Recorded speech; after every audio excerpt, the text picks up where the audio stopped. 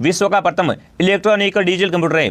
दोस्तों पूछा आपके कि विश्व का पहला आपका इलेक्ट्रॉनिक डिजिटल कंप्यूटर कौन सा है, ठीक है, ENIAC, सिद्धार्थ, परम या मेधा, फटाफट कमेंट करेंगे विद्यार्थियों।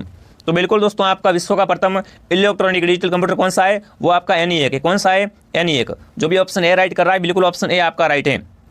बिल्कुल इसका आविष्कार कब किया गया था, इसका आविष्कार पूछ ले आपसे तो 1946 में इसका आविष्कार किया गया था। ये क्या आपका विश्व का प्रथम इलेक्ट्रॉनिक डिजिटल कंप्यूटर है, ऑप्शन ए आपका राइट है, ठीक है। अगला सवाल आपके सामने विद्यार्थियों, अगली पीढ़ी के कंप्यूटर में प्रयोग किया जाएगा। जो दोस्तों अगली पीढ़ी है उसके कंप्यूटर में कौन से दोस्तों सिस्टम का प्रयोग किया जाएगा, BI का, AI का, CI का या DI का। अभी देखो आपने काफ़ी रील्स वगैरह हैं, काफ़ी आवाज़ वगैरह आप देखोगे AI से बनती है ना। AI दोस्तों क्या आज के ज़माने में बहुत सारा काम कर रही है। जो अगली पीढ़ी कंप्यूटर आएंगे ना, उसमें दोस्तों क्या होगा, उसमें AI का प्रयोग होगा। उसमें दोस्तों क्या होगा, सारा काम किससे होगा, सारा काम दोस्तों AI से होगा, ठीक है विद्यार्थियों। ऑप्शन बी आपका सही है। कौन सा ऑप्शन सही है, बिल्कुल बी ऑप्शन। AI का मतलब पता है कि आपको कृत्रिम ज्ञान क्षमता, ठीक है विद्यार्थियों। आगे बढ़े, अगला सवाल आपके सामने आ चुका विद्यार्थियों, द्वितीय जनन कंप्यूटरों को किस दौरान विकसित किया गया था।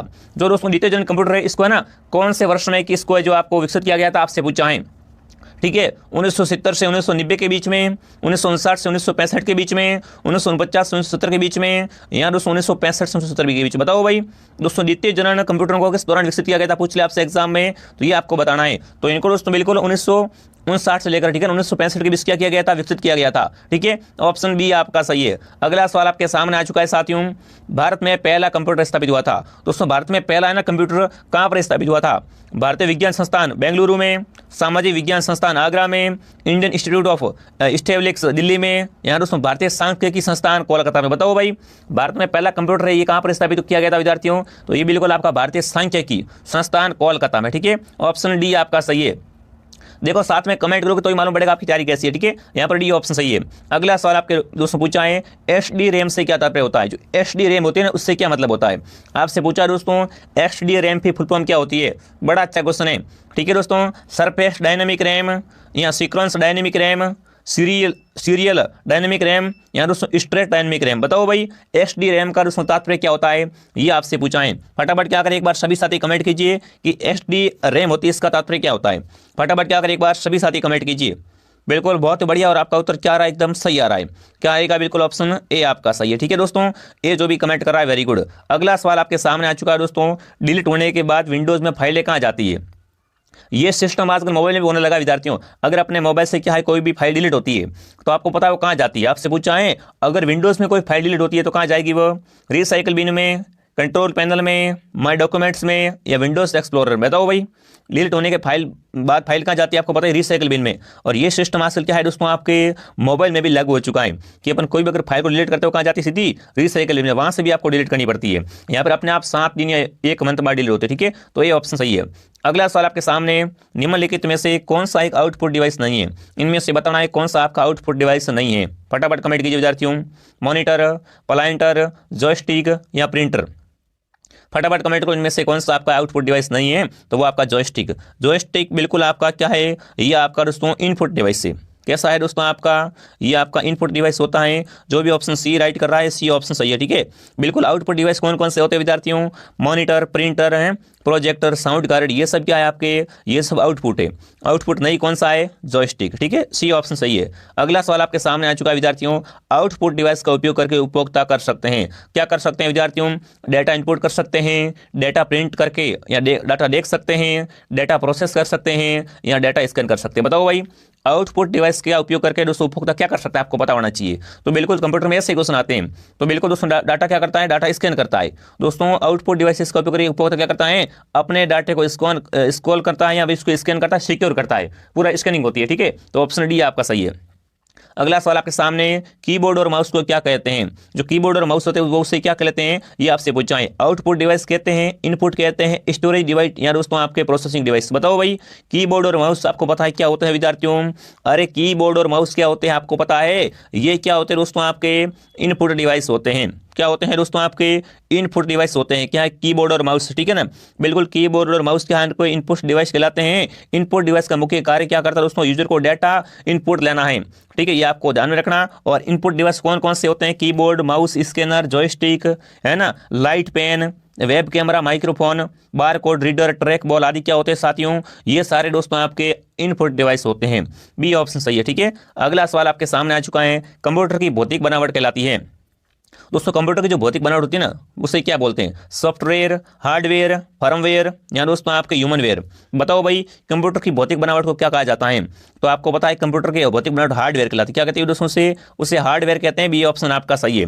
दोस्तों अभी तक आपने इस क्लास को लाइक नहीं किया, सभी क्लास को लाइक करें, चैनल को सब्सक्राइब करें, ठीक है। आपको यहाँ से साइंस, जीके वगैरह सब आपको यहाँ पर करवाया जाएगा, ठीक है विद्यार्थियों।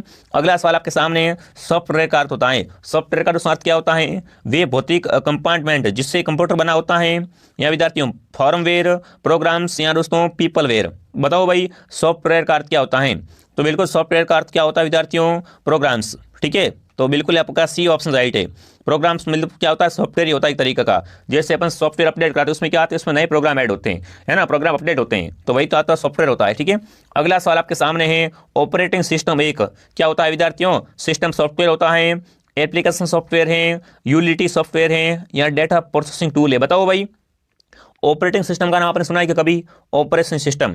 तो दोस्तों ये क्या होता है ऑपरेटिंग सिस्टम, ये दोस्तों आपका सिस्टम सॉफ्टवेयर होता है। क्या होता है, एक सिस्टम सॉफ्टवेयर होता है, ठीक है। ऑप्शन ए आपका राइट है। अगला सवाल आपके सामने, जब एक प्रणाली में इनपुट प्रोसेस व आउटपुट पहले से पूरी तरह ज्ञात हैं तो उस प्रणाली को क्या बोलते हैं, वो आपको बताना है ना। वो प्रणाली कहलाती है संभावित, नियतात्मक, ओपन या क्लोज।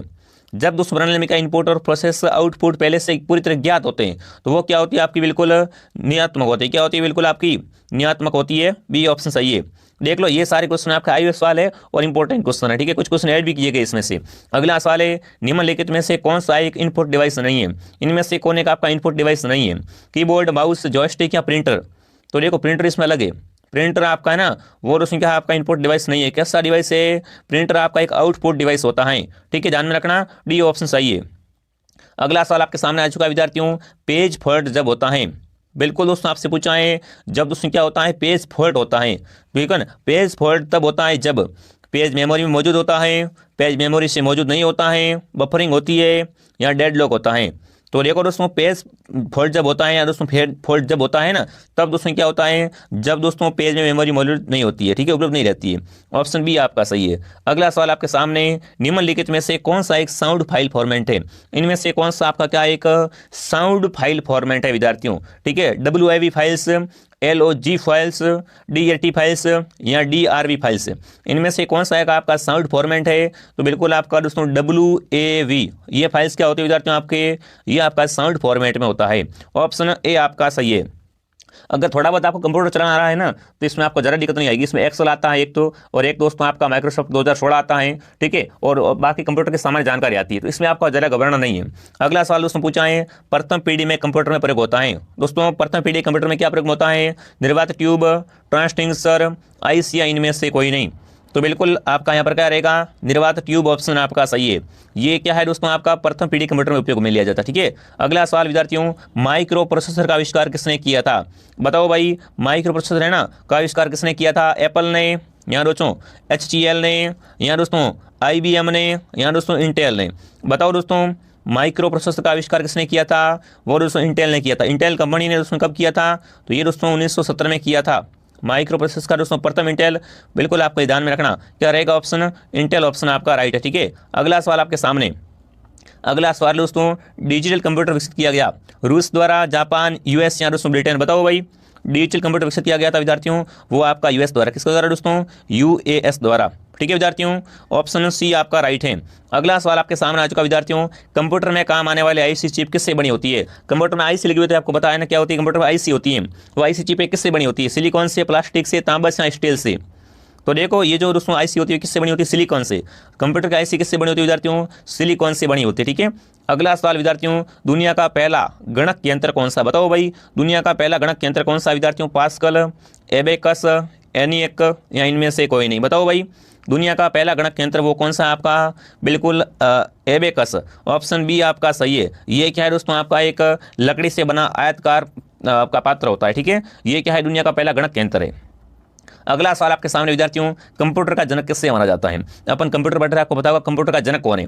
अगर आपको ये भी नहीं पता तो फिर आपकी तैयारी बिल्कुल कम है कंप्यूटर की, ठीक है ना। कंप्यूटर का जनक कौन है विद्यार्थियों, आपका चार्ल्स बेबेज, यहाँ दोस्तों डगलस कार्ल हंटरजेबल्ट, यहाँ दोस्तों टिम बर्नर्स ली, यहाँ दोस्तों सबीर भाटिया। तो आपको पता है कंप्यूटर का जनक है आपका चार्ल्स बेबेज। ऑप्शन ए आपका राइट है। क्या रहेगा, ऑप्शन ए आपका राइट रहेगा, ठीक है विद्यार्थियों। आगे बढ़े, अगला सवाल लेते हैं। क्या पूछा आपसे, देखिए बायोस निम्न में से किसका हिस्सा है। बायोस है दोस्तों, ये किसका हिस्सा है, LAN का, ROM का, WAN का या RAM का। बताओ भाई बायोस किसका हिस्सा होता है।